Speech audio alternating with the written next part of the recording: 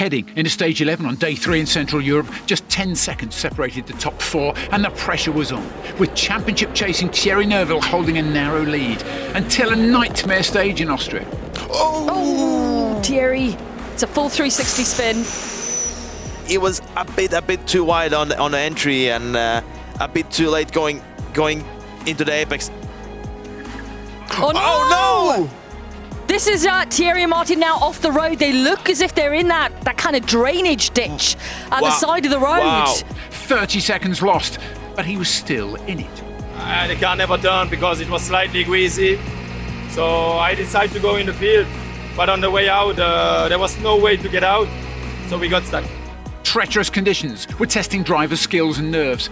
Andres Mikkelsen first on the road and first to discover just how difficult the grip levels were.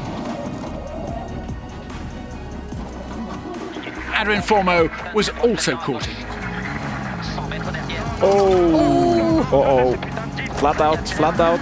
Oh, we're still going, and it is now into the trees for Adrien Fourmeau. We have a huge issue on the front differential that we realized on the road section.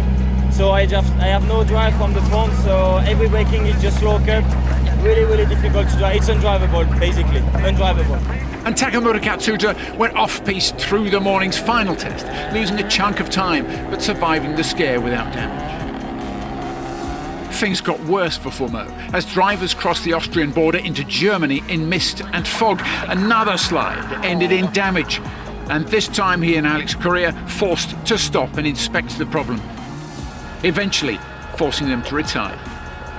As his rivals struggled on the slippery surface, Oyt Tanak had decimated his overnight disadvantage to Neuville with a stunning performance on the final pass through granite and veld to put the pressure on his title-chasing teammate. Lying fourth overnight, the Welsh Dragon was also breathing fire.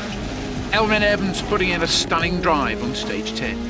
Fourth place coming into this one. Is Evans about to get back in on the mix of this lead trio? It's all getting rather tasty out here. I think the fog is bringing a lot of moisture, so it's hard to know. Like some places, they said dry, you could see it clearly wasn't dry, but at the same time the grip was sometimes bad, sometimes not, so very difficult to judge. Seb Ogier, Tanak and Evans blasted into the afternoon stages with just 8 seconds between them. But as the afternoon wore on, Evans started to slip away from the leading duo, throwing a cheeky jibe to a familiar name in his gravel crew. I should learn to ignore what the old man says sometimes. So it's your dad who's come with some advice? Well, no, obviously he's doing my gravel note, so obviously you have to trust what they say to a point, but of course the conditions are evolving so much that you have to take everything with a pinch of salt, but it's not always easy to do.